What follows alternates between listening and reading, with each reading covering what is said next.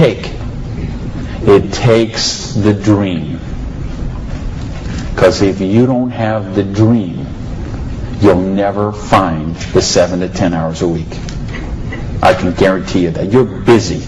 We're all busy. You're working, you're picking up the dry cleaning, you're making dinner, you're taking the kids to football practice, you're paying the bills, you got to sleep, you got to eat, all this. You're using 24 hours of every day already.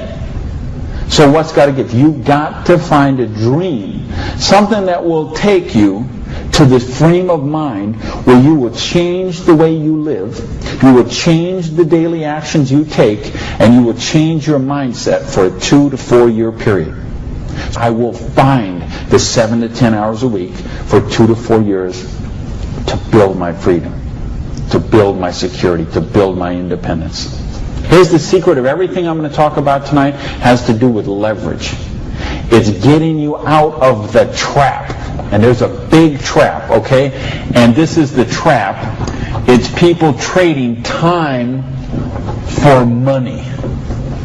You work 40 hours, you get paid for 40 hours. So you work 40 hours and you get paid $400 a week. If you need some extra money because there's something that you want to do, you put in some overtime, so you work 45 hours, so maybe you get $450. Well, you know what? That is trading time for money.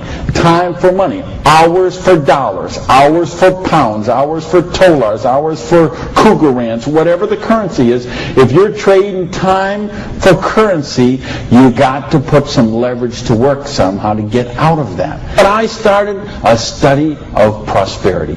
And here's what I found. 2 secrets of prosperity. If you want to be wealthy, secret number 1, you have to be your own boss. So if you want to make money, you got to be able to get up in the morning, look in the mirror, and know that you're talking to the boss.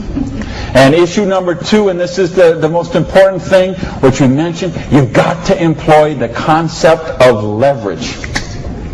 And this is something, J. Paul Getty, who was one of the wealthiest people the world ever known, he understood this. And he was quoted oftentimes, this is probably his most famous quote, when he said, I would rather have 1% of the efforts of 100 people than 100% of my own efforts. Because he understood the concept of leverage. And he became one of the wealthiest people the world has ever known. So tonight, I'm going to share with you how you can employ this same concept of leverage that the wealthiest people in the world do, and it'll allow you to get your share of that kind of wealth.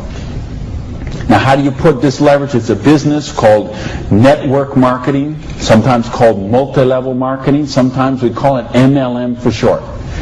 What is it? It's a business that allows you to leverage the efforts of other people who have a dream and are willing to trade that 7 to 10 hours a week to get a dream. So you're going to introduce them to the business. You're going to teach them a duplicatable system that they could follow and duplicate the same results for people that they're going to introduce to the business, and create this system that everybody can follow, and everybody will get a nice chunk of the organization that is built.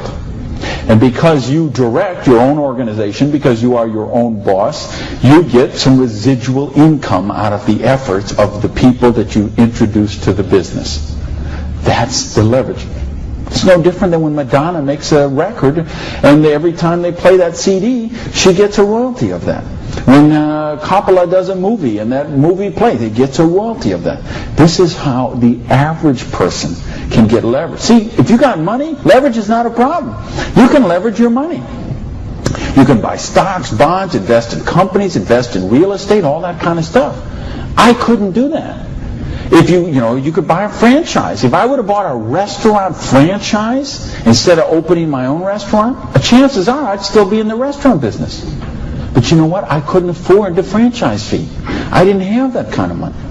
Ask someone about the stock market, they'll tell you, unless you got $25,000 you can afford to lose, don't even get in the stock market. Well, I didn't have $25,000 I could afford to lose. I didn't have $25 I could afford to lose. Forget about it. So I didn't have the money to leverage. And if you got a couple $100,000, couple million you can leverage, hey, maybe you don't even need to be here tonight. But I'm speaking to the rest of you who don't have that kind of money. And the rest of you who used to have that kind of money till the stock market tanked, and now your retirement fund is 40% of what it was 2 years ago.